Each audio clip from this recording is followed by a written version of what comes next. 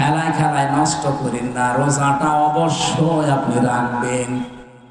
অনেক গরিব মানুষ আছে বলে, হুজুর আমার রোজা রাখা লাগবে, আমি ভ্যান চালাই। আরে বেটা, অভাবী মানুষের অভাব দূর করার জন্যই তো রোজা দরকার।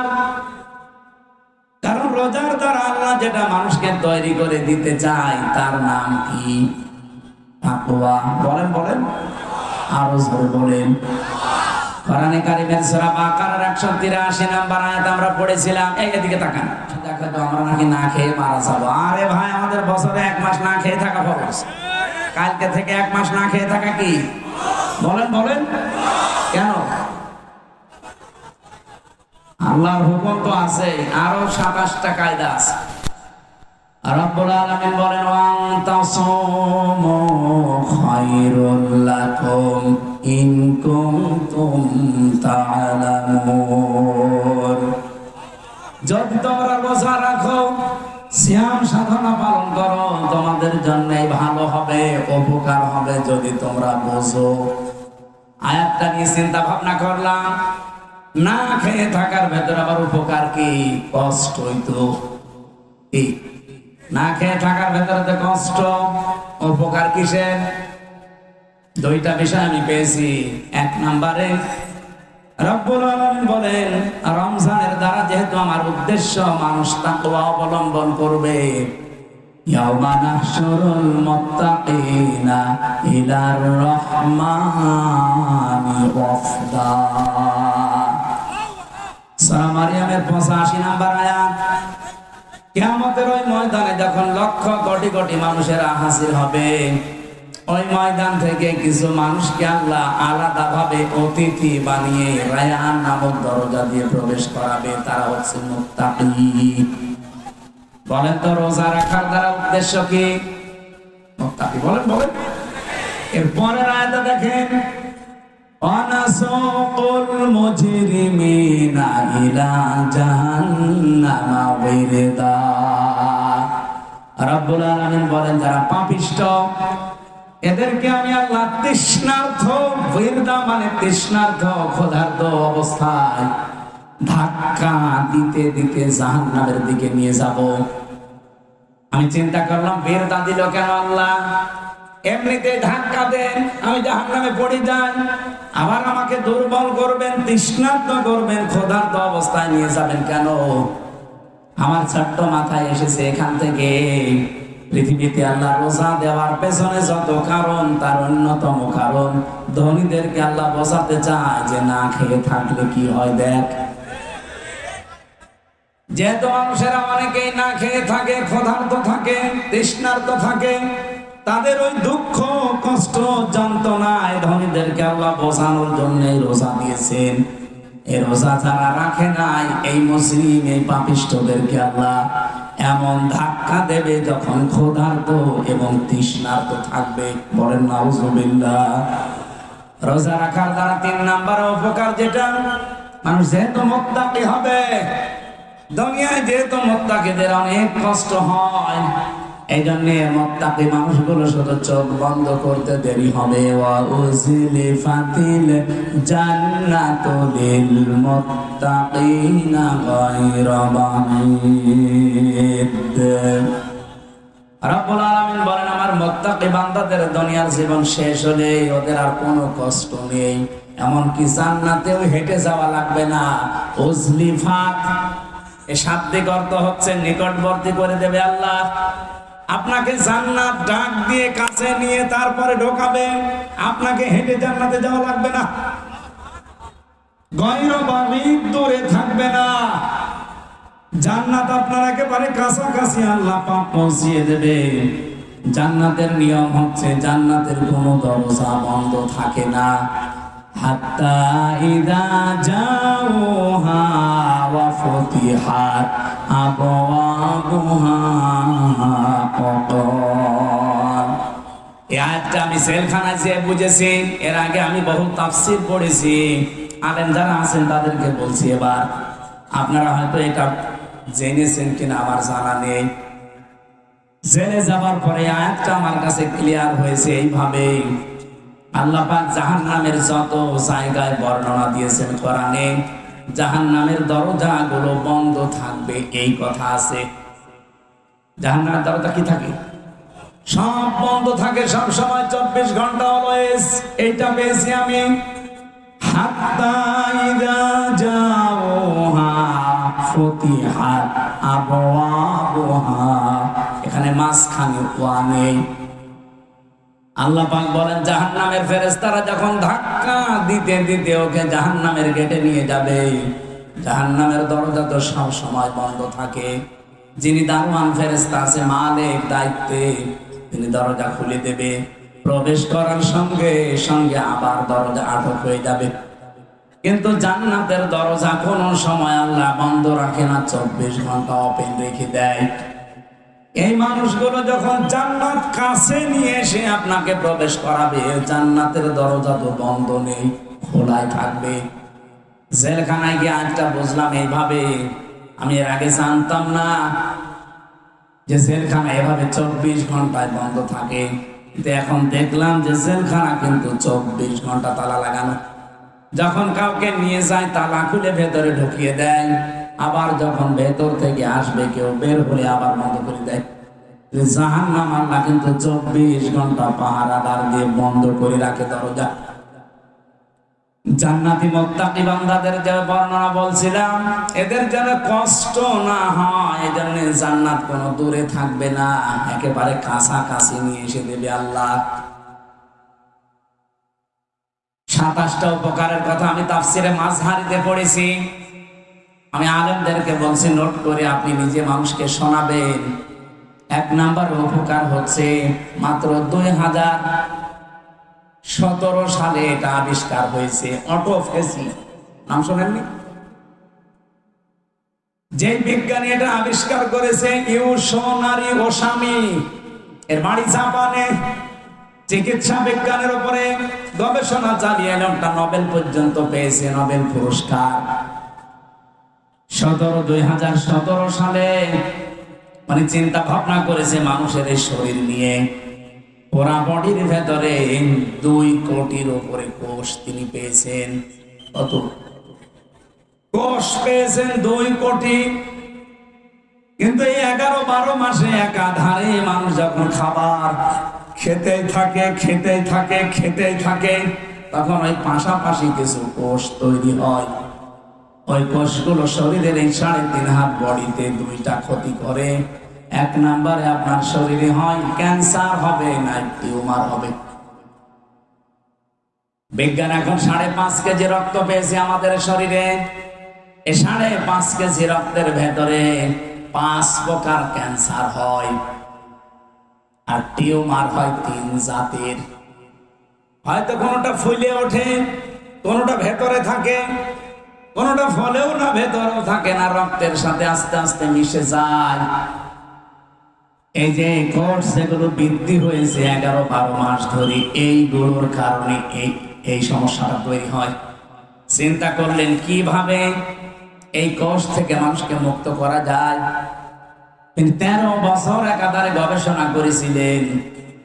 সর্বশেষ তার গবেষণা এটা এসেছে যে 12 মাসের যদি একটা মাস কেউ দিনের বেলা না খেয়ে থাকতে পারে, 29 কি 30 দিন একাধারে, তাহলে আসল আল্লাহ যে কোষ দিয়েছিলেন 2 কোটি, বাকি যে কোষগুলো বৃদ্ধি হয়েছে, ওই কোষ যখন কিছু খেতে না পায় তখন ওই পাশেরটা খাওয়া আরম্ভ করে।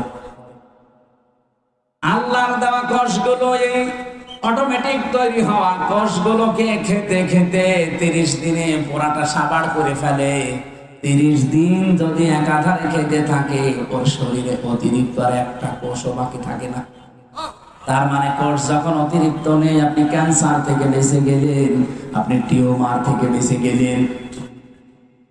চিন্তা করছি এই তথ্যটা পৃথিবীর কোন ধর্মে আছে কিনা দেখি। 4,500 ধর্মীয় গ্রন্থ দুনিয়ায় আছে এখন। উনি সবগুলো একটা একটা করে মিলিয়ে না, কোন গ্রন্থে এই তথ্য নেই। সর্বশেষ মুসলমানদের ধর্মীয় গ্রন্থ কোরআন, এইটা তিনি পেয়েছেন। পাওয়ার পরে দেখেন যে এখানে আছে 30 দিন আল্লাহর বান্দারা 1 বছরে না খেয়ে থাকবে। এই তো পেয়েছি আমি যা মনে করেছিলাম। 13টা বছর আমি গবেষণা করে যা পেয়েছি, মুসলমানদের ধর্মীয় কিতাবে এটা অনেক আগেই দেওয়া আছে। আল্লাহ পাক যে বলেন তাসুমু খায়রুল লাকুম ইন কুনতুম তা'লামুন, অবশ্যই রোজা রাখলে তোমাদের উপকারী হবে যদি তোমরা এটা বুঝতে পারো। যেহেতু বিজ্ঞানী এখন বুঝেছে, তথ্য আমরা পেয়ে গেছি, এজন্য ফামান শাহিদা মিনকুমুশ শাহরা ফালিয়াসুম, তোমাদের ভেতরে কেউ যদি রোজার মাস একবার পেয়ে যায়, আল্লাহ বলেন অবশ্যই সে যেন রোজা রাখে। এটা কিন্তু গত বছর যারা আদায় করেছে, এবছরে অনেকে কবরে চলে গেছে। এবছর আমরা যারা কালকে থেকে পেতে যাচ্ছি, খেলায় খেলায় নষ্ট করেন না, রোজাটা অবশ্যই আপনি রাখবেন। অনেক গরিব মানুষ আছে বলে হুজুর আমার রোজা রাখা লাগবে, আমি ভ্যান চালাই। আরে বেটা, অভাবী মানুষের অভাব দূর করার জন্যই তো রোজা দরকার। কারণ রোজার দ্বারা আল্লাহ যেটা মানুষকে তৈরি করে দিতে চায় তার নাম কি? তাকওয়া। বলেন বলেন, আরো জোরে বলেন। কোরআনে কারীমের সূরা বাকারার 183 নম্বর আয়াত আমরা পড়েছিলাম। এদিকে তাকান। রব্বুল আলামিন বলেন ইয়া আইয়ুহাল্লাযীনা আমানু কুতিবা আলাইকুমুস সিয়াম, ওহে যারা ঈমানের দাবি করো তাদেরকে বলছি আমি কিন্তু রোজার বিধানটা লিখে দিলাম। কি করলাম? পৃথিবীর কোন বিধান আমি লিখে দিলাম এমন কথা কোরআনে আপনি পেয়েছেন? আরেকটা আছে, কুতিবা আলাইকুমুল কিসাস, কিসাসের বিধান লিখে দিলাম। কুতিবা আলাইকুমুল কিতাল, কিতালের বিধান আমি লিখে দিলাম।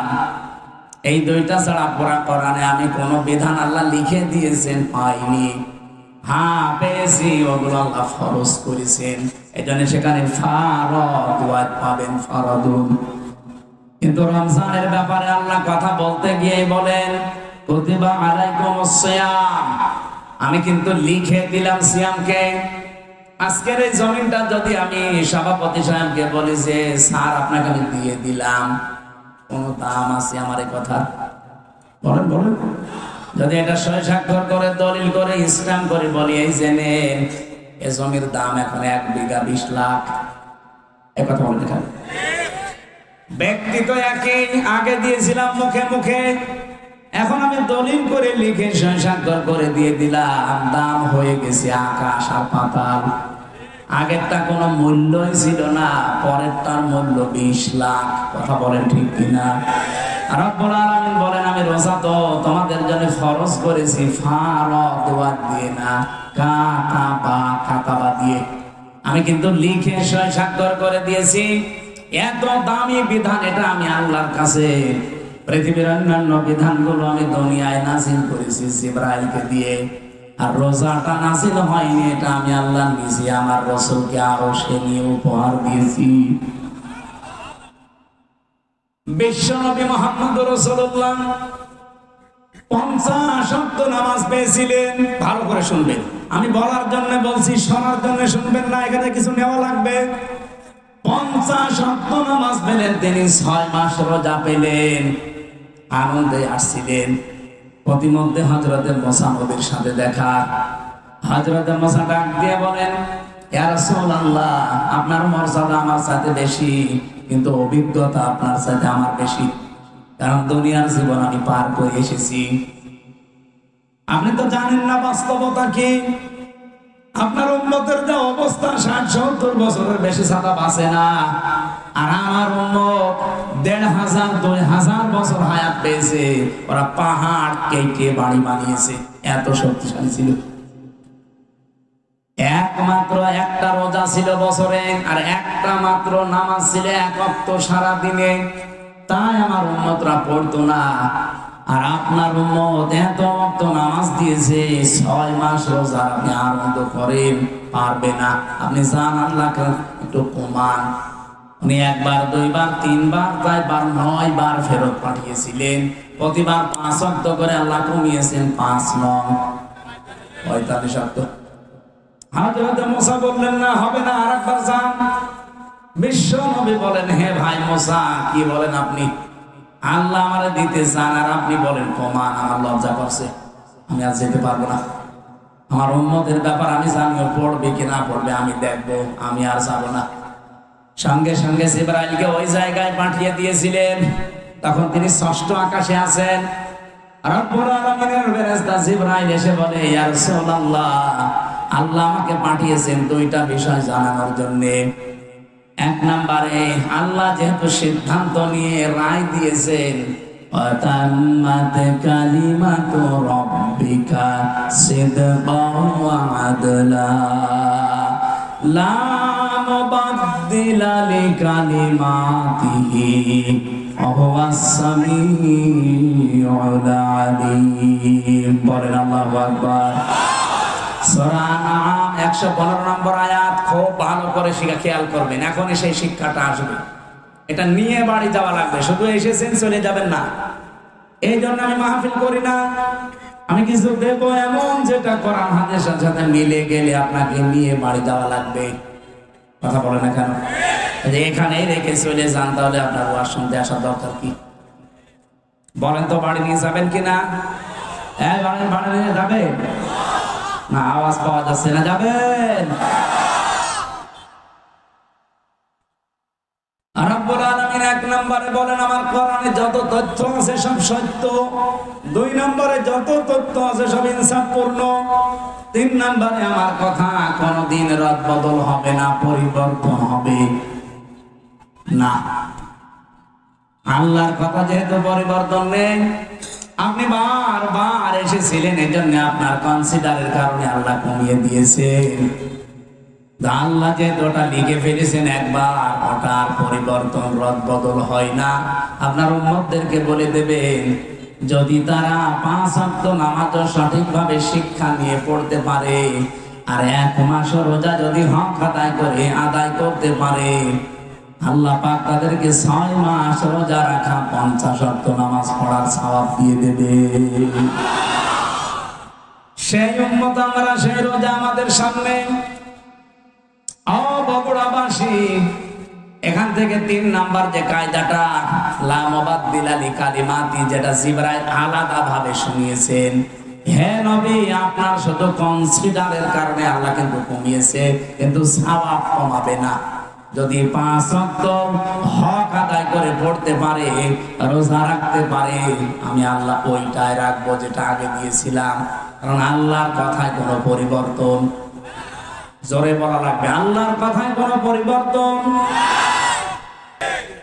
আল্লাহর নবীর এই হাদিস থেকে যে বর্ণনা দিচ্ছিলাম, 6 মাস রোজা কিন্তু লিখিত ছিল, কোন রদ বদল আছে? বলেন বলেন। আল্লাহ পাক বলেন, আপনার উম্মতদেরকে আপনি দ্বিতীয় এটা জানাবেন, সত্যি ওরা যদি 1 মাস হক আদায় করে রোজা রাখতে পারে, আমি আল্লাহ পাক গ্যারান্টি দিলাম 6 মাস রোজা রাখার পুরা সওয়াব আমি দিয়ে দেব। এখন হক আদায় করে এই রোজাটা কি?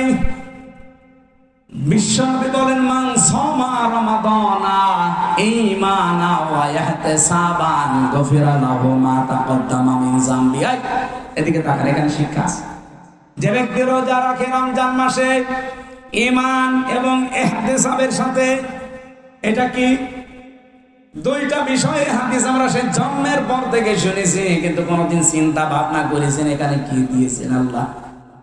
যে ব্যক্তি রমজানের রোজা রাখে দুইটা জিনিস নিয়ে, এদিকে তাকান, এখানে কথা বলেন তো, পরে পরে একটু পরে পরে, আগে এই দুইটা শুনে তারপরে যাবেন। আমি আপনাকেও জিজ্ঞাসা করবো, প্রিন্সিপাল সাহেব, আপনাকে বলা লাগবে, এতদিন পড়াচ্ছেন, এই দুটা বলা লাগবে। কেউ যদি সত্যি রমজান মাসে রোজা রাখে, কয়টা জিনিস সামনে নিয়ে? বলেন বলেন। 1 নম্বরে ঈমান, কিসের সাথে? এখন প্রশ্ন আসতে পারে, আমার ঈমান তো আছে, আমি তো ঈমানের সাথে রোজা রাখি না। আপনি কি ঈমান যদি দাবি করেন যে আমার ঈমান আছে, মাস্ট বি আপনাকে ঈমানের আগে একটা কাজ করা লাগবে। ওইটা যারা করে না তাদের ঈমান টেকে না।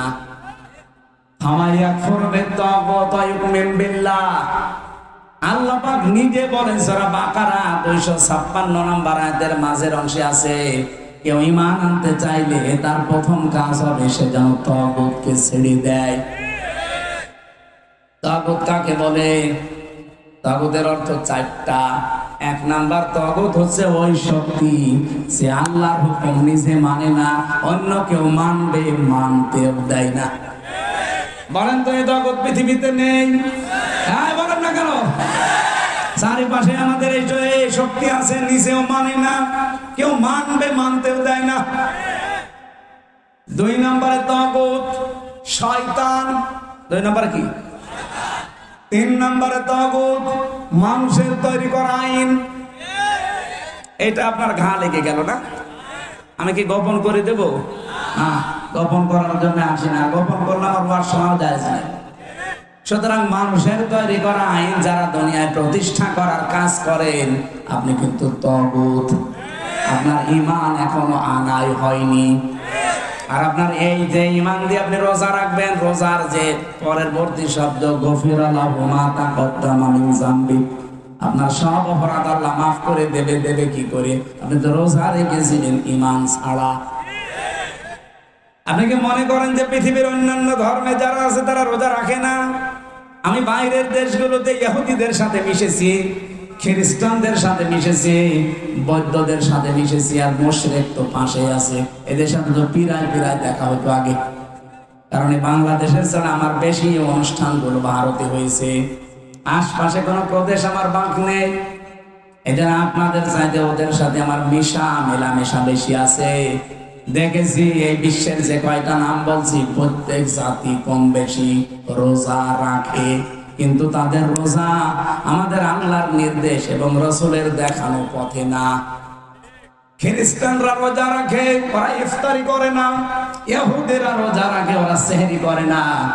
আর হিন্দু যারা কেউ মরে গেল ওরা রোজা রাখে, উপোস থাকে, ওরা সেহরিও নেই ইফতারিও নেই। আমাদের নবী যে আনন্দের কথা জানিয়েছেন, লিসাইমি ফারহাতান, ফারহাতুন ইনদা ফিতরিহি ওয়া ফারহাতুন ইনদা লিকাই রাব্বিহি। ইবনে মাজাহ শরীফের হাদিস। নবীজি বলেন প্রতিটি রোজাদারের জন্য দুইটা আনন্দের জায়গা আছে।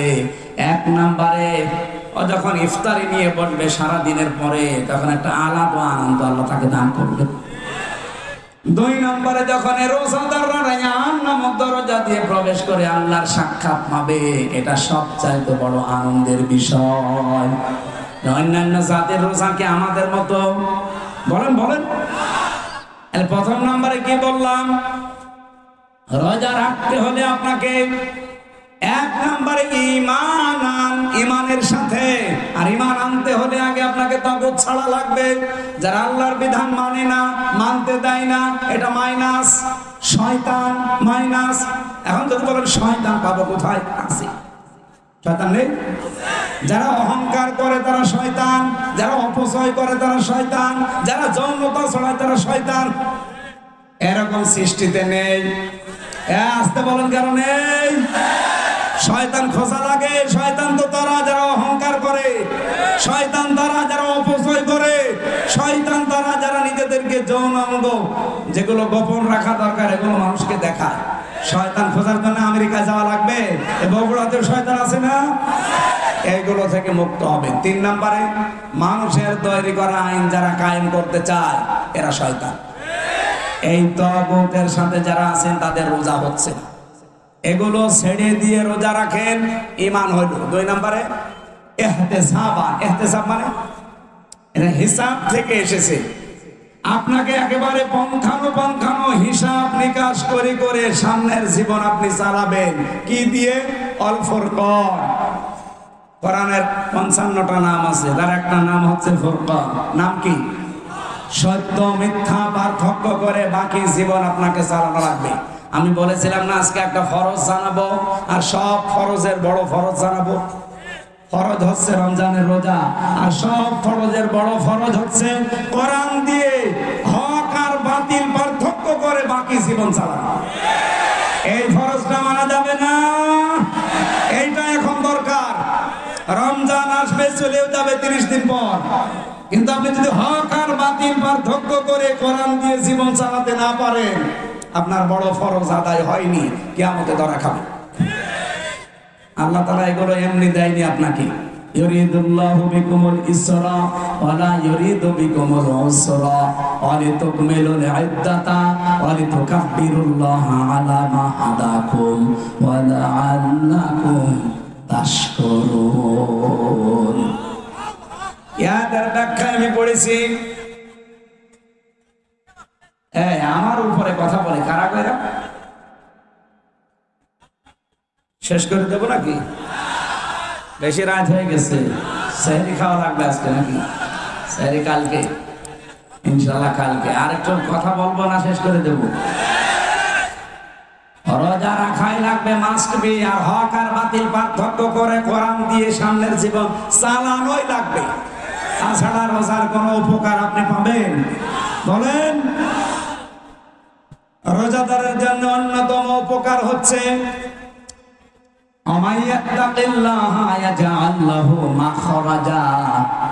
রব্বুল আলামিন বলেন, যদি রোজা রাখার দ্বারা মানুষ তাকওয়া অবলম্বন করে, এমন জায়গা থেকে আমি আল্লাহ তার রিজকের ব্যবস্থা করি যার ধারণাও সে কোনোদিন করে নাই। আমি এরকম প্রায় 33টা বিষয় পেয়েছি আয়াতের। যারা রোজা রাখার দ্বারা তাকওয়া অবলম্বন করবে তাদের তো 27টা উপকার হবে দুনিয়া আখিরাত মিলে। আর 33টার ভেতরে 1 নম্বরে হচ্ছে এমন জায়গা থেকে আল্লাহ তাকে বিপদে পড়লে সাহায্য পাঠাবে, ওর ধারণাও ছিল না যে এই জায়গা থেকে সাহায্য আসতে পারে। 1 নম্বরে পেয়েছি হযরত ইউসুফ আলাইহিস সালামের নাম। এটা সূরা ইউসুফে 12 নম্বর পারা 17 নম্বর পৃষ্ঠার 1ম নম্বর লাইনে 23 নম্বর আয়াতে পাবেন। وراودته التي هو في بيتها عن نفسه وغلقت الأبواب وقالت هيت لك। রব্বুল আলামিন বলেন, যে মহিলার ঘরে হযরত ইউসুফ ছিলেন, কিন্তু তাকে ফাঁসলিয়ে নিয়ে গেছে 7 তলা বিল্ডিং এর উপরে।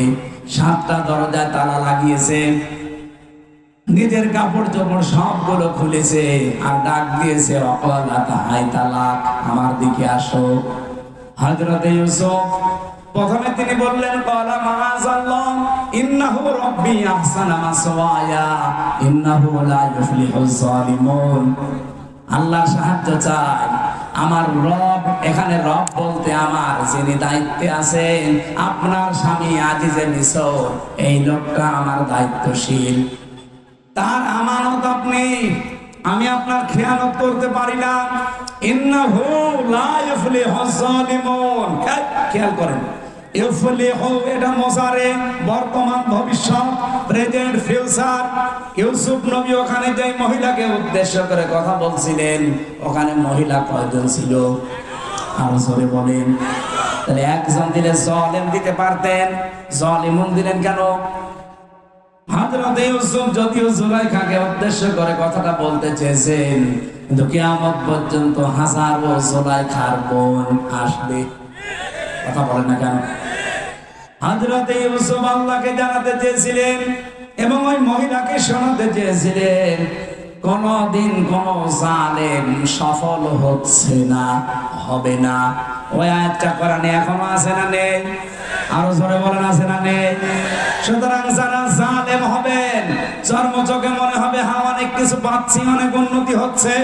যদি জুলুম আপনার ভেতরে পাওয়া যায়, আল্লাহর কসম কোনদিন আপনি সফল হতে পারবেন না। যে জায়গার ইচ্ছা করেছিলেন ওখানে যাওয়ার আগে আপনার পতন হবে। পৃথিবীর কোন জালেম সফল হয়নি এর আগে, কোনদিন আর হবে। যদি হয় তাহলে আয়াত মিথ্যা হয়ে যাবে, আল্লাহ তার কোরআন মিথ্যা করবে।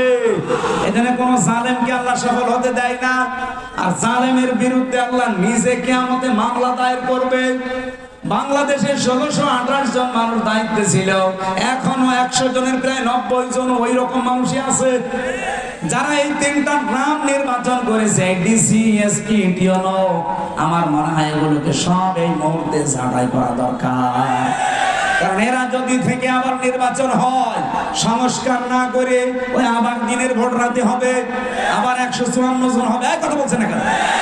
আমরা চাই এগুলো একটা যেন না থাকে, যারা আছে সবগুলোকে বিদায় করেন। 15.5 বছরে যারা বৈষম্যের শিকার ছিল তাদেরকে নিয়ে এসে বসান। আমি কি বেশি বলছি? এটা না করে আবার নির্বাচন করেন, ওই আবার দিনের ভোট রাতে হয়ে যাবে। কারণ সেই ওসি, সেই ডিসি, সেই টিএম এখনো পর্যন্ত আছে না। এই জন্য 1628টা চেয়ারে একটাও পুরাতন মানুষ থাকা যাবে না। গত কয়েকদিন আগে প্রায় 44টা ডিসি অলরেডি পাল্টিয়ে গেছে, তাদের অবসরে দিয়ে দিয়েছে বাধ্যতামূলক। ডক্টর মোহাম্মদ ইউনুস 2 নবীর নাম নিয়ে বসে আছে। মোহাম্মদ ইউনুস কয় নবী? 2 নবীর নাম নিয়ে কাজ করছে যে না একটাও রাখবো না। যেগুলো জালেমকে সাহায্য করেছে একবারে 44টা ডিসি শেষ। বলছে আপনারা বাধ্যতামূলক অবসরে। বলছে না আমাদের তো এখনো বয়স শেষ হয়নি। না, শেষ হয়ে গেছে। নির্বাচনের আগে হাসিনা যেমন করেছিল, চাচা এরশাদের কাছে যে বলছে আপনি অসুস্থ, বলছে কই আমি তো ভালো। না আপনি অসুস্থ, চলে হাসপাতালে ভর্তি করে একটা ইনজেকশন দিয়ে শুয়ে রেখেছে। থাক, আমার মনে হয় এটাই করা লাগবে। এই 1628টা যারা আছে একটাও আমরা দেখতে চাই না। আমি নাম নিলাম না, পাশের জেলা নাটোরের সর্বোচ্চ পর্যায়ে যিনি দায়িত্বে ছিলেন, উনি বৈষম্যের শিকার হয়ে 15.5 বছর ওএসডি হয়েছিলেন। পরবর্তীতে এসে একটা দায়িত্ব পেয়েছে, ওনার সাথে আমি গোপনে কথা বলছিলাম। উনি বলছিল হুজুর এখনো পর্যন্ত 100 জনের 90 জন ওই শয়তানরা আছে। আপনারা আমরা চিল্লা পাল্লা করে কি ওগুলো পাল্টানো লাগবে কি? 9 দফার ভেতরে সংস্কার একটা নেই? কথা বলুন না কেন? আমরা চাই একটাও যেন না থাকে। নির্বাচনের আগে সব পাল্টাতে হবে, সব পাল্টিয়ে এরপরে নতুন মানুষ দিয়ে নির্বাচন করেন। এদেশে যারা যাবে তাদেরকে আমরা ওয়েলকাম জানাবো, কিন্তু জালেম হবে না। যদি জুলুম করেন, হানিফের বাড়ির দিকে তাকান, কুষ্টিয়া জুলুম করার কারণে তার বাড়ি ভালো মাটির সাথে মিশে যায়নি, ওর পায়খানার প্যান পর্যন্ত মানুষ খুলে নিয়ে চলে গেছে। এজন্য আগামীতে যারা আসবেন চেয়ারে বসবেন, যদি জুলুম করেন কারো উপরে, 5 বছর পরে দেখবেন আপনার বাড়িও শ্মশান হয়ে গেছে। গতকালকে ঝিনাইদহ ছিলাম, হুজুর এই জায়গায় হিরণ চেয়ারম্যানকে পিটিয়ে মারার পরে ন্যাংটা করে পেছনে বাঁশ দিয়ে খাড়া করে রেখেছে। সেই জায়গাটা দেখলাম, হিরণ চেয়ারম্যান কত অত্যাচার করেছে নারী পুরুষের উপরে। সে জুলুমের প্রতিশোধ 5 তারিখে একেবারে বিকালে 1 ঘন্টার ভেতরে মানুষ পিটিয়ে মেরে ফেলেছে জায়গায়। এরপরে আবার টাঙিয়ে রাখছে, ও রাস্তার মোড়ে টাঙিয়েছে, আবার পেছনে দিয়েছে বাঁশ, আর ওই ছোট ঠ্যাং কেটে ফেলেছে। কি অপমান বলেন! কারণ জালেমদের উপরে রাগ কার? আল্লাহ নিজের। আল্লাহ বলেন আমি নিজে মামলা দেব। ইন্নামাস সাবিলু আলাল্লাযিনা ইয়াজলিমুনা নাস। জালেম যারা, ওদের বিরুদ্ধে আমি নিজে মামলা দায়ের করব। বাংলাদেশে আমার যাদের উপরে হাসিনার মামলা ছিল কেউ খালাস পায়নি। তারেক জিয়া থেকে শুরু করে, খালেদা জিয়া থেকে শুরু করে, এটিএম আজহারুল, আমির হামজা, মামুনুল হক, দেখে হাসিনা যার বাদী সবগুলো জেল খেটেছি। কারণ সর্বোচ্চ যিনি, তিনি বাদী হলে আপনি আর যাবেন কার কাছে? আর কিয়ামতে যিনি সর্বোচ্চ কে? উনি বলছে আমি বাদী হব মামলার, আপনার কোন উকিল দাঁড়াবে? এই জন্য আমরা যেন জালেম হয়ে না যাই। ইউসুফ নবী এইটা ইঙ্গিত দিয়েছিলেন, ইন্নাহু লা ইফলিহুজ জালিমুন। জালেম দিতে পারতেন, জালিমুন দিয়েছেন। কোন জালেম সফল হয়নি, সফল হবেও না কোনোদিন। সুতরাং আপনি আমার এই কাজ করবেন। এটা বলার পরে আমি তাফসিরে খাজানের ভেতরে পড়েছি, জুলাইখা সঙ্গে সঙ্গে নিজের শরীরের যত কাপড় ছিল প্রায় সবগুলো খুলে ফেলেছি, নেংটি ছাড়া। নেংটি ছাড়া সব খুলে ফেলে যখন সামনে এসেছে, ইউসুফ নবী নিজের চোখের উপরে হাত দিলেন। কিন্তু মানুষ হিসাবে তার ভেতরেও চাহিদা নেই। আপনি আয়াতের পরবর্তী আয়াত দেখবেন, 24 নম্বর আয়াত সূরা ইউসুফের, ওয়ালাকাদ হাম্মাত বিহি ওয়া হাম্মা বিহা। জুলাইখা যেমন কাপড় চোপড় করেছে না করার জন্য রাজি, ইউসুফও রাজি। কি প্রিন্সিপাল সাহেব ঠিক আছে এটা? না না মানে ঠিক আছে, আপনি আর বাংলা অর্থ নিয়ে আসেন। ওয়ালাকাদ হাম্মাত বিহি ওয়া হাম্মা বিহা, ইউসুফও রাজি, জুলাইখাও রাজি। না মানে আপনি আমার সাথে বেশি বোঝেন, আপনি কম কোরআন শরীফ নিয়ে আসেন। বাংলা তো এটা লেখা আছে। এভাবে অর্থ করলে ইমান থাকবে? এটা নবীর উপরে তহমত চলে যাচ্ছে না জেনা। অথচ আল্লাহ কিন্তু এইভাবে নাজিল করেছেন, লাকাদ হাম্মাত বিহি ওয়া হাম্মা বিহা। আরে ভাই, এই জন্যই তাফসীর মাহফিলে আসতে হয়। আপনি যদি সবই বুঝে ফেলেন তা আমি কি ঘাস কাটছি? আল্লাহ রাব্বুল আলামিন বলেন দুইজনে কিন্তু এগ্রি হয়ে গিয়েছিল। এখানে একজন পুরুষ, লাকাদ হাম্মাত মহিলার শব্দ আল্লাহ দিয়েছেন মুআন্নাস, লাকাদ হাম্মাত বিহি ওয়া হাম্মা বিহা এটা মহিলা। একটা পুরুষের নাম মহিলার নাম দিয়ে আল্লাহ জানাতে চায় জুলাইখা তো আগেই রাজি ছিল, ইউসুফও রাজি হয়ে গিয়েছিল। এই যে ইউসুফও রাজি হয়ে গিয়েছিল, এটার ব্যাখ্যায় তাফসীরে জালালাইনের ভেতরে পড়েছি হযরত ইউসুফ তো মানুষ না ফেরেশতা? আরো জোরে বলেন। মানুষ হিসাবে চাহিদা আমাদের চাইতে ওনার 100 গুণ বেশি ছিল। কারণ আমার হাতের ভেতরে যে শক্তি আছে, হযরত ইউসুফ নবী ছিলেন। এক একজন নবীর ভেতরে আমাদের মতো 100 আমির হামজার শক্তি আছে।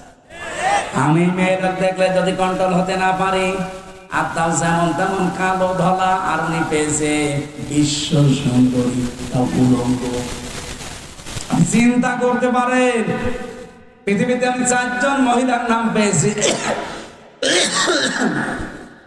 আল্লাহ তাদের সব জায়গায় সুন্দর করে বানিয়েছিলেন। 1 নম্বরে আমাদের আদি মাতা হযরতে হাওয়া, 2 নম্বরে জুলাইখা, 3 নম্বরে পেয়েছি হযরতে ইব্রাহিম নবীর বড় স্ত্রী সারা, 4 নম্বরে আমাদের নবীর মেয়ে ছোটটা ফাতেমাতুজ জোহরা। এত সুন্দর করে আল্লাহ যারে বানিয়েছে। আর ইউসুফ নবীও আমাদের মতো সাধারণ ওই হাড় বাল খাওয়া লোক না। আপনি বগুড়ার মোড়ে মোড়ে দেখেন ইন্ডিয়া হারবাল, কলকাতা হারবাল। ওনার ভেতরে 100 আমির হামজার যৌবন ছিল। চিন্তা করা যায় কত কঠিন পরিস্থিতি পার করছেন। এই জন্য আল্লাহ বলেন হাম্মাত বিহি ওয়া হাম্মা বিহা। জুলাইখা যেমন রাজি আগে থেকে, ইউসুফ রাজি হয়ে গিয়েছিল। লাউলা আর রাআ বুরহানা রাব্বি, যদি তার রব তাকে কিছু দলিল আর প্রমাণ না দেখাতেন। এই যে আমি তাফসীর থেকে নোট করেছি, আল্লাহ পাক বলেন তাকে যদি কিছু দলিল প্রমাণ আমি না দেখাতাম, সেও কিন্তু রাজি হয়ে গিয়েছিল। কি দলিল দেখিয়েছিলেন? এখানে 3টা জিনিসের নাম আছে জালালাইনে। 1 নম্বরে তুমি দলিল দেখলেন, ওই ঘরের ভেতরে হযরত জিবরাইল হাজির হয়ে গেছে। কেন হাজির হয়েছিলেন? 1 নাম্বার কারণ হচ্ছে এত কিছু সামনে পাওয়ার পরেও হযরত ইউসুফ এগিয়ে যাননি, উনি খালি পিছাচ্ছিলেন। আর জুলাইখা এগিয়ে যাচ্ছিল। এই যে পিছিয়ে ছিলেন, এতটুকু আল্লাহর ভালো লেগেছে। রব্বুল আলামিন এই জন্যই তার কাছে পাঠিয়েছে প্রথম একটা চিঠি। হযরত জিবরাইল মেলে ধরেছিল, আমি তোমার মালিক বলছি, তুমি কিন্তু জিনা করতে পারো না। 2 নম্বরের দলিল হযরত ইয়াকুব আলাইহিস সালাম, যেন মনে হচ্ছে সরাসরি ঘরের ভেতরে দাঁড়িয়ে বলছে, ইউসুফ আমি তোমার বাবা বলছি, তুমি কিন্তু জিনা করতে পারো না। 3 নম্বরে আকস্মিক ভাবে ঘরের ভেতরে একটা অন্ধকার পরিস্থিতি তৈরি হয়ে গিয়েছিল। এই 3টা দলিল দেখার পরে হযরত ইউসুফ মনের ভেতরে যে আশাটা ছিল, ওই আশার উপরে ভর করে তিনি কিন্তু জানতেন না যে সবগুলো দরজায় তো তালা মারা, কোনো জায়গায় লাভ নেই। আর মেয়েটাও বলে দিয়েছে সামনে যে কোনো লাভ হবে না, সব আমার কাছে তালা লাগানো, চাবি এই যে চাবি নিজের কাছে নিয়েছে। হযরত ইউসুফ শুধু মনের উপরে জোর দিয়ে আল্লাহর উপরে ভরসা করে তিনি যখন দৌড় দিয়েছেন, দরজার কাছে যাবার পরে খাজেনে পাবেন, খাজেন তাফসীর, দরজা প্রথম যেটা ওর কাছে যাবার পরে দেখে না, দরজা খোলে না। মনে মনে সিদ্ধান্ত নেন, আল্লাহ আমি তো তোমার উপরে ভরসা করে মনের উপরে জোর দিয়ে এ পর্যন্ত দৌড়িয়ে এসেছিলাম। কমপক্ষে এই বাস থেকে বাস পর্যন্ত, এই ঘরের কোণা থেকে পর্যন্ত দরজায় আমি আসলাম। দরজা তো যে অবস্থা, তো নিচে মানুষের ভাঙা সম্ভব না, তালা লাগানো। ইউসুফ নবী এই কয়েক সেকেন্ডের ভেতরে ভাবছিলেন ওর মহিলাও দৌড় দিয়েছে। প্রথম নাম্বারে যখন 1 পা 2 পা করে জুলাইখা এগিয়ে আসে, ইউসুফ নবী তো চোখ বন্ধ করেছিলেন, হঠাৎ চোখ খুলে দেখে দরজা খুলে গেছে। রাব্বুল আলামিন বলেন ওয়া মাইয়াত্তাকিল্লাহা ইয়ারযুকহু মিন হাইসু লা ইয়াহতাসিব ওয়া মাইয়াতাওয়াক্কাল আলাল্লাহি ফাহুয়া হাসবুহ ইলা আখিরি আয়াত। সূরা তালাকের 2 এবং 3 নম্বর আয়াতে আছে আল্লাহর প্রতি কেউ যদি তাকওয়া অবলম্বন করতেই পারে অবশ্যই আল্লাহ এমন জায়গা থেকে তার রাস্তা তৈরি করে দেয় তার ধারণাও ছিল না। ইউসুফ নবী কোনোদিন ধারণা করে না যে দরজা খুলতে পারে। খুলেছে কে? কিসের কারণে? তাকওয়া। বলেন বলেন। আমরা রমজান আল্লাহ দিল এইটা তৈরি করার জন্য। নারী পুরুষ সত্যি যদি এটা তৈরি করতে পারি 1 মাসের ভেতরে আগামী বাকি জীবনে এমন এমন জায়গায় বিপদে পড়বেন, সাহায্য আল্লাহ পাঠাবে যেটা ধারণাও আপনার ছিল না। ওই আল্লাহ এখনো নেই। ওই আল্লাহর দিকে তাকিয়ে রমজানের হক আদায় করে রোজা রাখার চেষ্টা চালানো দরকার। আমি শেষ করে দিলাম না, এখানে কিছু কাজ আছে না, মানে আমি শেষ করছি না। এটা কি করেন আপনারা? ভেতরে যারা দাঁড়িয়ে আছেন ব্যাগ নিয়ে আপনারা দাঁড়ান, দাঁড়িয়ে ওই পাশ থেকে এই পাশে চলে আসেন। এরপরে আমি শুরু করছি। এখানে আমাদের প্রধান অতিথি আজকে মিল্টন ভাই না, প্রধান অতিথি। এত ব্যস্ত মানুষ এতক্ষণ বসে আছেন, আপনি 2 মিনিট দোয়া শেষ হয়ে যেতে পেতে এতক্ষণ বসে আছেন। আলহামদুলিল্লাহ আমাদের বড় ভাই মিল্টন ভাই, উনি আপনাদেরকে সালাম দেবে, দোয়া নেবে। এরপর আমার আলোচনা দেখি কতদূর কি করা যায়, এরপরে দোয়া করবো। মাহফিল তো বছরের মতো এটাই শেষ। বাবা শাহজালাল আজকে সব হালাল করে তুলে দেবো ভাইয়ের কাছে। সভাপতি আছে আমাদের শাহাবুদ্দিন স্যার, এরপরে আমাদের মিল্টন ভাই আছে। কথা বলেন না কেন? আপনি বলেন, আপনি ঘোষণা দিয়ে দেন না।